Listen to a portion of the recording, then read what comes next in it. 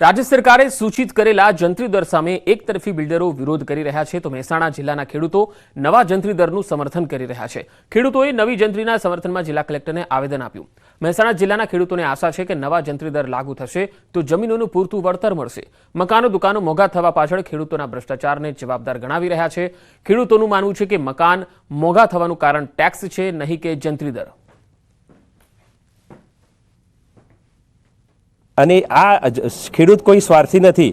ખેડૂતની જંત્રીના લાભથી જો બીજા મકાન ઉપર કે બીજા ઉપર અસર થતી હોય તો અમે એમાં પણ ક્રેડાઈ કે બીજી સંસ્થાઓના સાથે છીએ અને મકાનની કિંમતના ઉપરનો જે ટેક્સનું ભારણ અત્યારે 40%થી વધારે છે એના જ ભારણ ઓછું કરવું જોઈએ, નહીં કે જંત્રીનો ઘટાડો કરવો જોઈએ।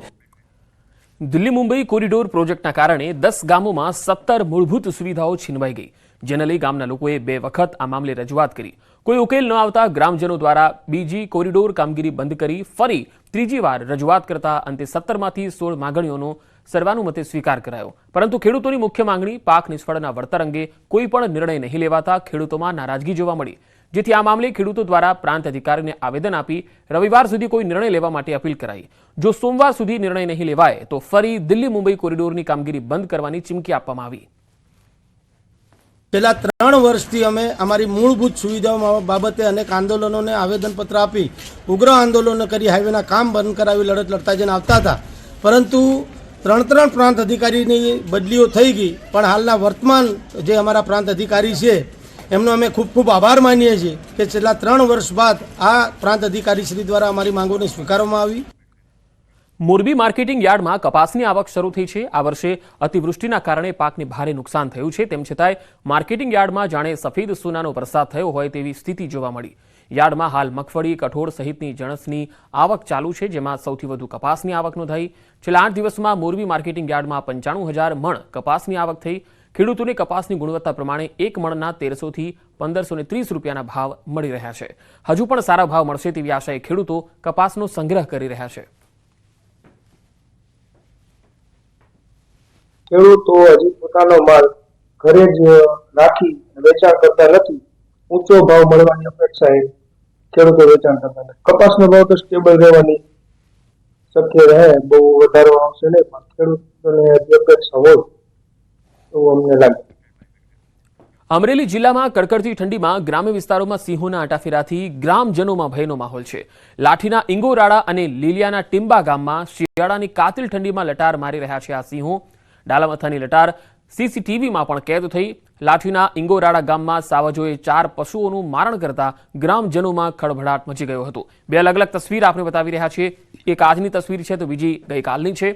અમરેલીમાં છેક સોસાયટી સુધી ઘૂસ્યું સિંહોનું ટોળું। ખાંભાની આનંદ સોસાયટીમાં 4 સિંહ ઘૂસ્યા।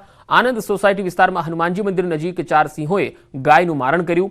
2 સિંહણ અને 2 સિંહ બાળે ખાંભા શહેરમાં મારણ કરતા નજરે પડ્યા। શિકારની મેજબાની માણતા સિંહોનો વિડીયો સોશિયલ મીડિયામાં વાયરલ થયો। ખાંભાના ગ્રામજનોએ શહેરમાં જ સિંહ દર્શન કર્યા।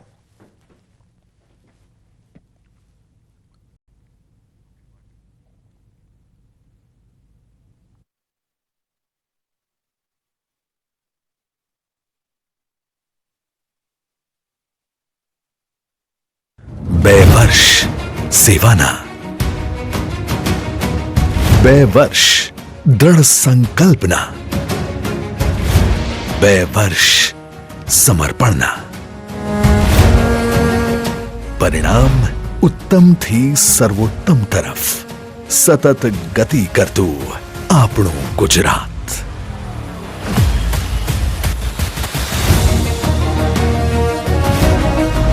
દેશના યશસ્વી વડાપ્રધાન શ્રી નરેન્દ્રભાઈ મોદીના નેતૃત્વમાં અને માનનીય મુખ્યમંત્રી શ્રી ભૂપેન્દ્રભાઈ પટેલના પ્રયત્નોથી રાજ્યના જનજનની સુખાકારી માટે ગુજરાતે વિકાસની એક અનોખી મિસાલ કાયમ કરી છે। ગુજરાતે દુનિયાને બતાવ્યું છે કે ભારતના શહેરોમાં ગામડાઓમાં કેટલા સામર્થ્ય પડ્યા છે। છેલ્લા 2 વર્ષમાં નીતિલક્ષી અભિગમે રાજ્યને પોલિસી ડ્રિવન સ્ટેટ બનાવ્યું છે। તો મને વિશ્વાસ છે કે 2047 સુધીમાં વિકસિત ભારત અને વિકસિત ભારત માટે વિકસિત ગુજરાત થકી આપણે સૌથી વધારે લીડ કોઈ લે તો એ ગુજરાત લે, અને ગુજરાત હર હંમેશ દેશનું ગ્રોથ એન્જિન રહ્યું છે, રહેશે। ગુજરાતમાં વાઇબ્રન્ટ ગુજરાત ગ્લોબલ સમિટ અને G20 મીટિંગોના સફળ આયોજનથી સરકારે દેશને બ્રાન્ડ ગુજરાતના દર્શન કરાવ્યા છે અને વિકસિત ગુજરાત એટ 2047 નો રોડ મેપ તૈયાર કરનારું પ્રથમ રાજ્ય બન્યું છે. તો છેલ્લા 2 વર્ષમાં સુશાસન ક્ષેત્રે અનેક નવી પહેલોમાં ઉર્જા સુરક્ષામાં દેશમાં ટોપ સ્ટેટ આપણું ગુજરાત, આવાસ નિર્માણમાં પણ દેશમાં અગ્રેસર છે. PMJAY માં હેઠળ મળતી સહાય થઈ બમણી. અમદાવાદ મેટ્રો ફેઝ 2 નું લોકાર્પણ. વાત સુરક્ષાની હોય કે પછી સંવેદનાની, ટીમ ગુજરાતે રાજ્યમાં સુશાસનથી સેવાનું ઉત્તમ ઉદાહરણ પૂરું પાડ્યું છે. ખેડૂતની ખુશાલી બમણી કરવા રાજ્યના 76% ગામડાઓમાં ખેડૂતોને દિવસે વીજળી મળી છે અને રાજ્યના 56 લાખથી વધુ ખેડૂતોને ₹6,300 કરોડથી વધુ રકમની સહાય મળી છે.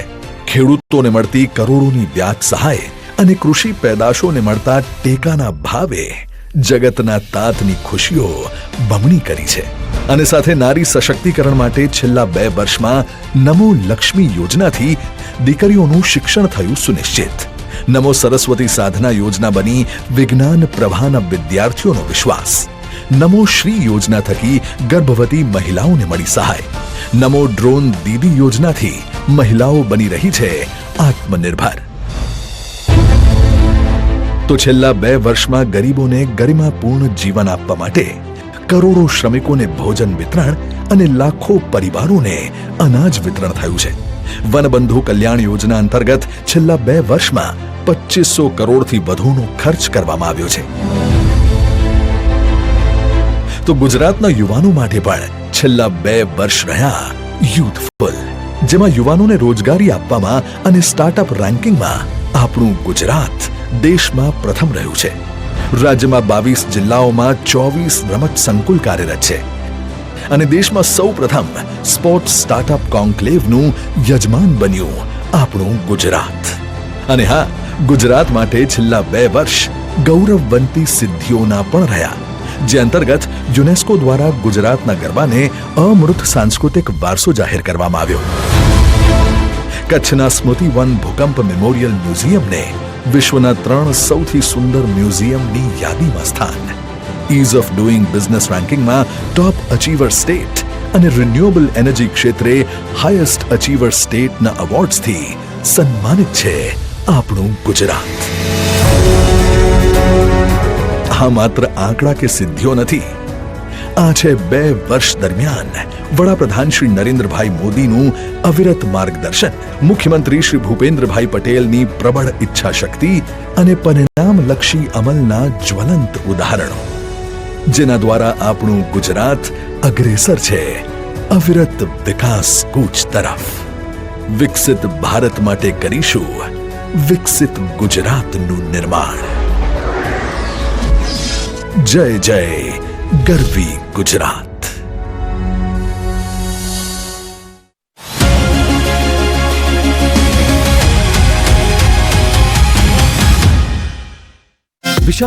ચારે બાજુ કપાસના ઢગલા,